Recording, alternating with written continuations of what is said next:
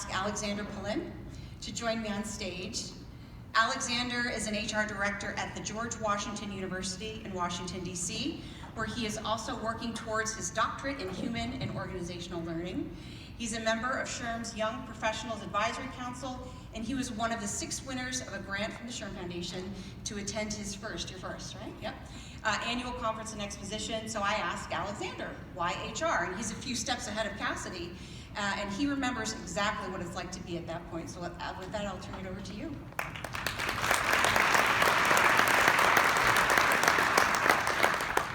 When Wendi shared the story about the father asking his daughter about why HR, I knew immediately that my answer to this question was demonstrated by an experience I had with my mom. It's Monday night. We're sitting in the ER waiting room, surrounded by people who are coughing and wheezing and moaning in pain. Beside me in a wheelchair is my mother.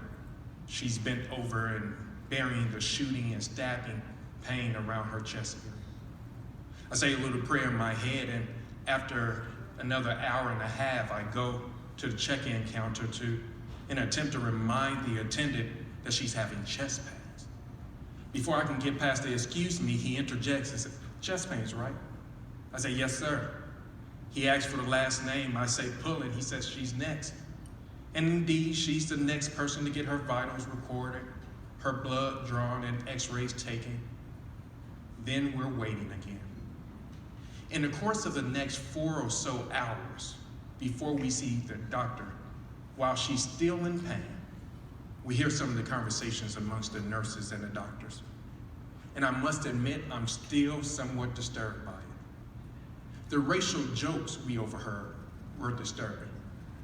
The conversation about complaining patients and one nurse's comment that no one makes it out of here alive was disturbing.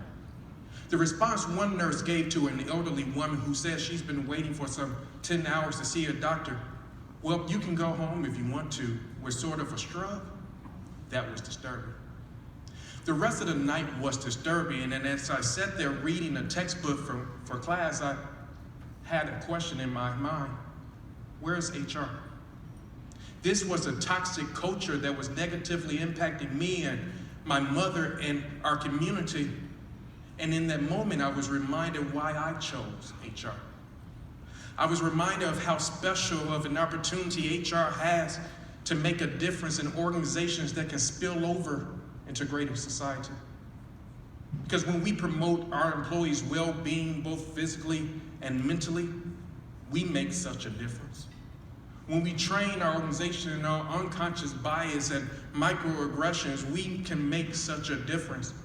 When we lead culture initiatives that help our organization to be more kind and inclusive, we make such a difference. When we facilitate managers being supportive of their employees as people first and then as employees, we make such a difference. And when we coach leaders through discovering and developing their servant and transformational leadership competencies, we make such a difference. I chose HR because each day HR professionals tackle toxic organizational cultures that affect employees, their homes, their families, and their communities.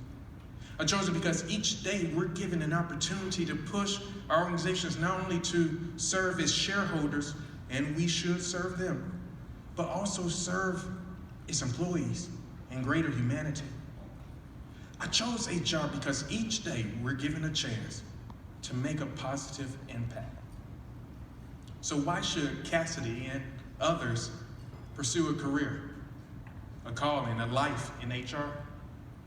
Because HR gives us the opportunity, not just to make our workplaces better, not just to advance the mission of organization, but to shape organizational cultures in such a way that we change communities and eventually we can change the world. Thank you.